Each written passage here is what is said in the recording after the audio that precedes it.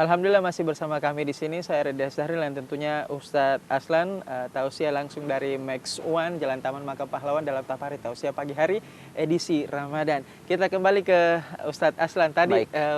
Boleh dilanjutkan, ini menarik nih disimak nih Ustadz. Baik, jadi memang setelah kita berbicara tentang iman, ini masih kaitan dengan puasa dan keimanan yang hakiki, bahwa iman itu tadi ada kalimat di ujungnya itu wasaddaqahu al-amal, dibuktikan, dibenarkan dengan amal. Disitulah kemudian maka oleh para mufassirin menjelaskan ditemukan hampir bahkan ada 60 ungkapan di dalam Al-Quran. Allah menyebutkan amanu wa amilus solihat. Kata-kata iman itu selalu digandengkan bahkan sampai 60 kali bersama dengan kata-kata amal soleh. Amanu wa amilus solihat. Maka oleh karena itulah keimanan itu tidak bisa tidak kecuali harus ditunjukkan dengan amal perbuatan. Apalah kemudian kita katakan saya beriman, tapi perbuatan kita itu menyelisih kata-kata iman kita.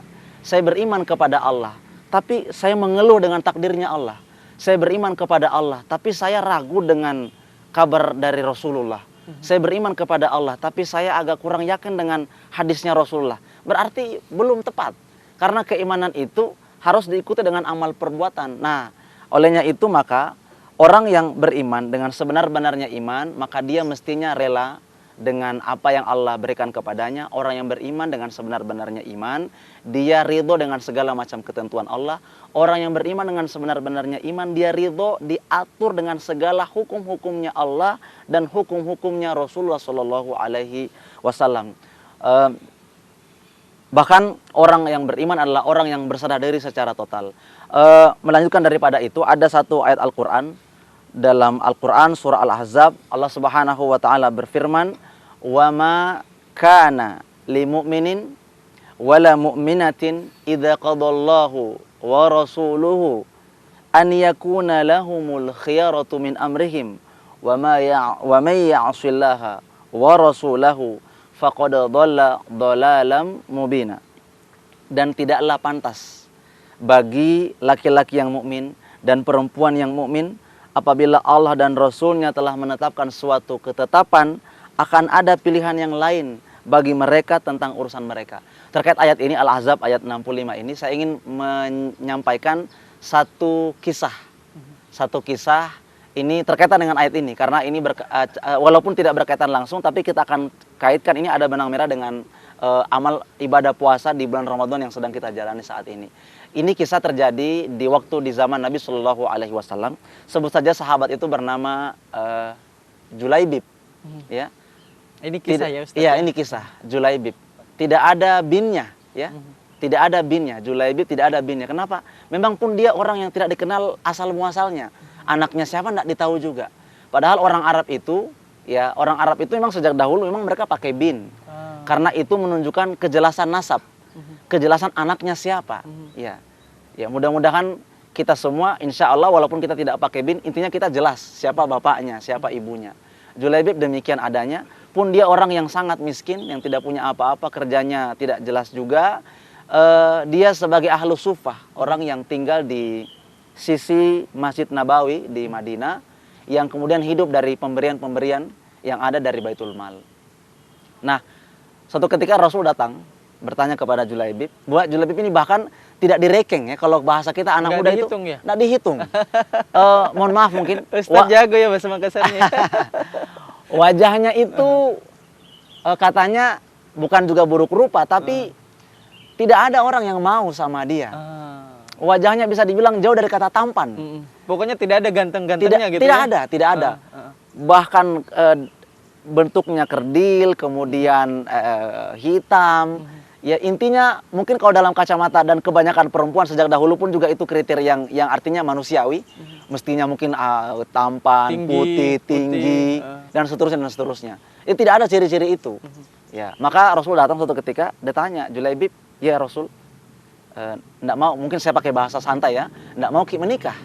Ya, dia bilang, siapa juga yang mau menikahkan anaknya sama saya. Dia tahu diri, tapi dia tidak, dengan itu dia tidak berarti tidak ridho dengan ketentuan Allah. Ya, kita akan kembali Ustadz, kita akan komersial break dulu.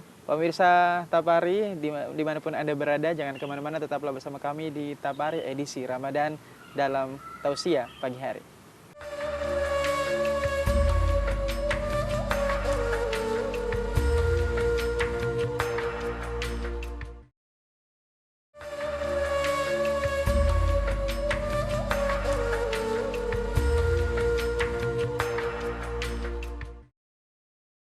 Ya, kita tiba di segmen klimaks, di segmen penghujung ya. Tentunya masih bersama saya Redias Zahri dan tentunya Ustadz Aslan. Kalau begitu kita langsung saja, tapi dilanjutkan tadi. Iya. Ini gimana nih kisahnya, kelanjutannya benar. dan kemudian kesimpulan. Baik. 3 hari berturut-turut, 3 kali Rasul mendatangi dan pertanyaan yang sama kepada Julaibib. Nggak mau ki menikah? Jawabannya sama juga. Siapa juga orang tua yang mau menikahkan putrinya sama saya? Ada 2 riwayat Rasul menemani sahabat ini, Julaibib ini, kepada salah seorang pemuka, pemimpin di kaum Ansor, salah satu orang yang kaum yang menolong Nabi, dan mereka pula satu kelompok, satu suku masuk Islam semua di Madinah itu, yang mendominasi orang di Madinah itu. Ada salah satu pemimpinnya itu datangi Rasul. Riwayat yang lain katanya Rasul meminta sahabatnya menuliskan surat. Surat ini disuruh Julaibib bawakan ke ini surat ke orang sana. Ya, saya ambil salah satu saja yang surat tadi. Kemudian dia datang mendatangi pemimpin tadi.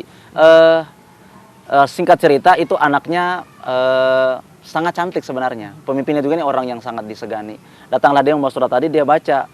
Katanya ingin dilamar anaknya. Dia sudah sangat senang, tapi di ujungnya itu kalimat katanya dia di sini dia kaget kan? Dia kaget. Karena di situ bukan untuk Rasul. Sudah gembira, Rasul mau nikahi anak saya. Rasul, siapa juga yang menolak? Ternyata bukan, tapi si Julaibib ini, dia pulang, dia berbisik sama istrinya, bagaimana katanya, kenapa? Rasul lamarkan ini anak. Kenapa? Sama itu orang itu, Julaibib. Jangan kita terima. Dari balik tirai itu anaknya dengar, anak yang cantik tadi, gadis itu. Dia dengar pembicaraan tadi. Maka dia tolak, hampir dia suruh pulang, tapi kemudian disuruh pulang Julaibib. Ya. Tapi kemudian anak tadi mendengarkan, dia suruh panggil kembali dan seraya mengatakan kepada ayahnya, ayahandaku, siapa itu? Dia bilang, ini orang datang lamarkan, Rasul datang lamarkan. Siapa? Untuk siapa katanya? Untuk kau katanya, dengan orang laki-laki sana. Saya tidak setuju. Bilang, siapa yang datang melamarkan? Rasul. Maka dibacakanlah ayat tadi. Tidaklah patut bagi laki-laki yang beriman dan perempuan yang beriman ketika Allah dan Rasulnya telah menetapkan sesuatu, masih ada pilihan lain. Ini pilihannya Rasul, luar biasa. Akhirnya singkat cerita, Julaibib ini sudah menyiapkan segala sesuatunya untuk menikahinya, tapi ada panggilan jihad, tidak jadi menikahinya, maka dia wafat syahid di medan jihad. Dikabarkan kepada perempuan tadi mengatakan, ya Allah, jikalau engkau tidak menghendaki saya bersamanya di dunia, aku siap bersamanya di akhirat. Subhanallah. Maka sebagai kesimpulan daripada apa yang kita bicarakan ini, bahwa inilah konsekuensi antara puasa dan keimanan hakiki. Sejak sahur tadi, Mas Zahril, saya, sampai di siang hari, sampai di sore hari, kita tidak ada melaksanakan apa-apa, kecuali apa yang Allah perintahkan, menjauhi segala apa yang Allah larangkan. Tentu ini kita bawa dalam aspek di luar pun di bulan Ramadan, bahwa kita wajib tunduk patuh kepada apa yang Rasul bawa, tunduk patuh kepada apa yang Allah perintahkan, tunduk patuh menjauhi segala apa yang Allah larangkan. Itulah keimanan kita, keimanan yang hakiki, kaitannya kita di bulan Ramadan. Mari kita memupuk rasa itu, memupuk ketundukan itu, memupuk kepatuhan itu kepada hukum-hukum Allah dan apa-apa yang dibawa oleh Rasulullah Sallallahu Alaihi Wasallam. Wah, luar biasa sekali ya tadi tausiahnya Ustadz mengenai tema Ramadan kita hari ini. Ya, terima kasih Ustadz untuk hari ini tausiahnya ini, aduh luar biasa sekali, masuk sekali ke hati seperti itu. Ya, pemirsa, itulah tadi tausiah yang dibawakan oleh Ustadz Aslan edisi Ramadan. Kami berharap semua pemirsa Satena TV dimanapun Anda berada dilancarkan puasanya oleh Allah Subhanahu Wa Taala dan mendapatkan berkah. Akhir kata, seluruh kerabat kerja Net TV Sulsel pamit undur diri. Saya Redias Zahril dan tentunya Ustadz Aslan. Assalamualaikum warahmatullahi wabarakatuh dan selamat menjalankan ibadah.